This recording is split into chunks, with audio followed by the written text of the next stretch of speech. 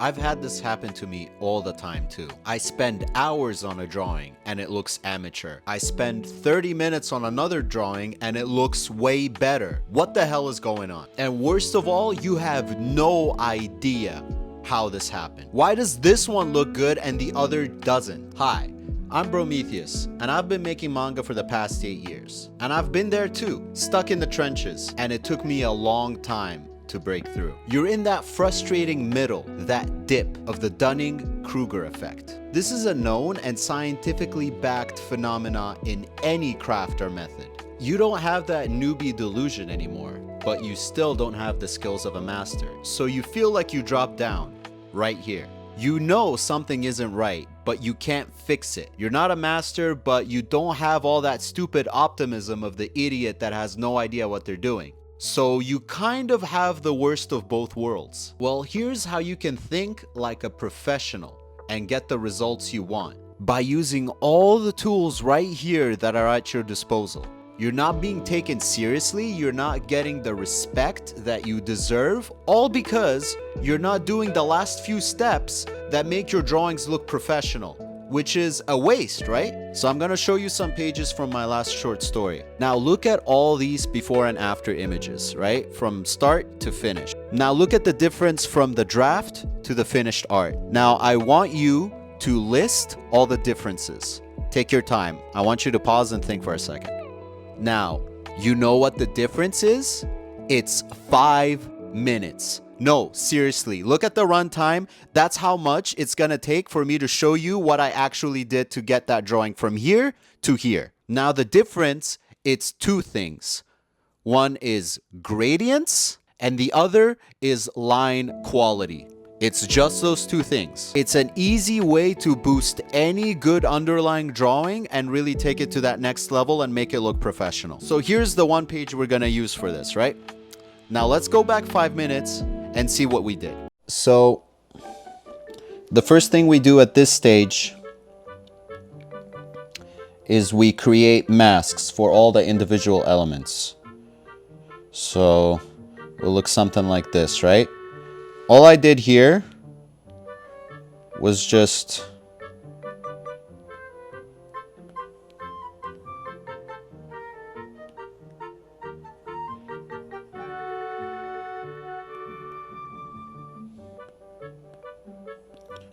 fill it in like this to cover the entire area. And this way we can separate the character, and we'll have a separate shade for the character and for the background, and we're going to use different gradients for each piece, and that's going to make everything pop. So after this, we just darken everything a little bit, so that because this is a dark room, right, and we want the light to hit certain areas, the light will be hitting like this way, because there's a window there. So the first gradient we're gonna use is going to be the window. So we're gonna go like this.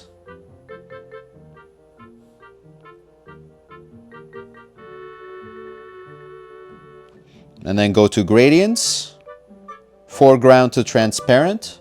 And then we choose the white color. So it's going from white and then fading out into transparency. And then we go like this. Now when we draw the line like this, the middle is gonna be like where it starts fading out. And then at the end of this line is when the color is completely gone. So boom. And just like that, we have a window light. Now the more of these gradients we stack, the more richness there is in the entire picture. So boom, we added one gradient for the window. We're gonna add another gradient for the entire picture, right? This is gonna be more like a generic just shading. So we're gonna go like this, and we're gonna make the line, it's for the whole thing, right? It's gonna start dimming out at the corner because the light's coming from the opposite side.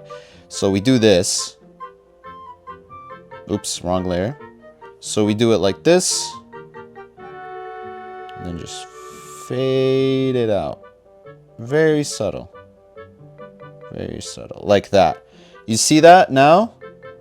Just that alone makes everything feel a lot more three-dimensional, right? Then, now, we can add the light hitting the character. Like this. Because the light's hitting from the top, right? Boop. There we go. A lot more three-dimensional. And then it's going to be hitting his shoulder and his shirt as well. So I'm going to make a little plate here. And a little thingamajig here. And it'll be hitting his face, the side of his face, and his nose. So to make all that more three-dimensional, I'll also add light here and here. Boom, boom, boom, boom.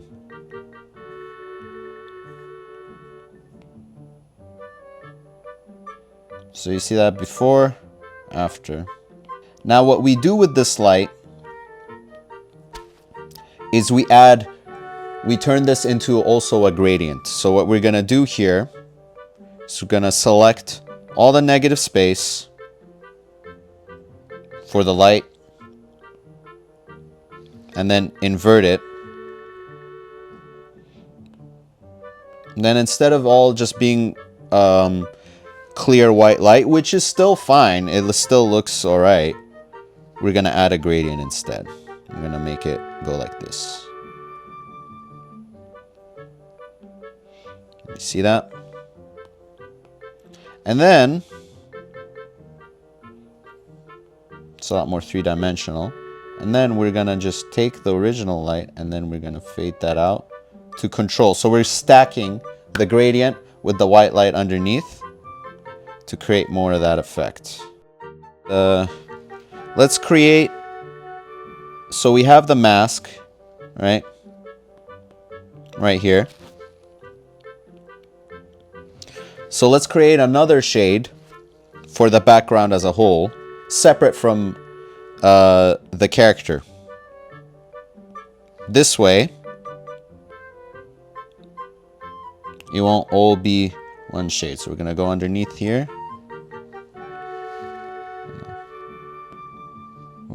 And just lower that.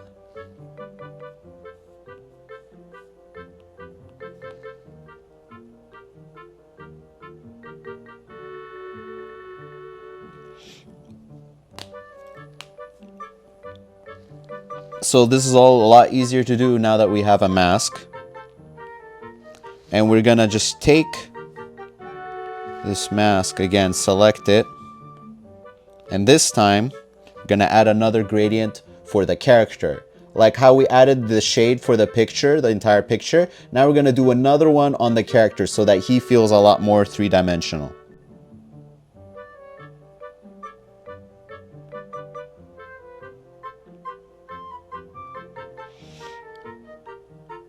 And just to make this a lot more obvious, I should add the pants as well.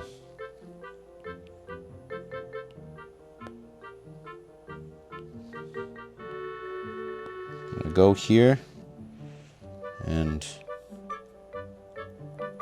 just do the pants real quick. I'm just gonna separate here.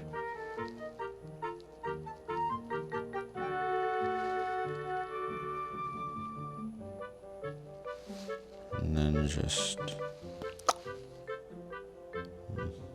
his feet are included, but that's fine. Boom. And there we go. So it's already starting to look a lot more complete. And now just the finishing touches is the background. So we're just gonna go online and we're gonna just grab this. So we're gonna take that and then I'm gonna go back to mask. I'm gonna grab the background and have it go underneath all the shading and lighting as well so that it matches. Right now it's going over everything. That's why it looks so white.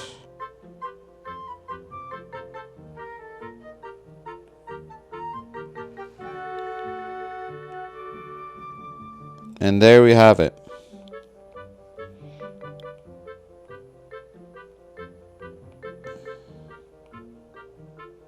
So if I just remove all the clutter there, I'll remove the mask and add the logo.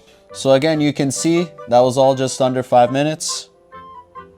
And if you look here, here's the before and the after, right? Before, after, with the finished artwork. And there you have it. Just some simple tools that you can just stack together, and it just takes any doodle you have and makes it look like a finished professional work.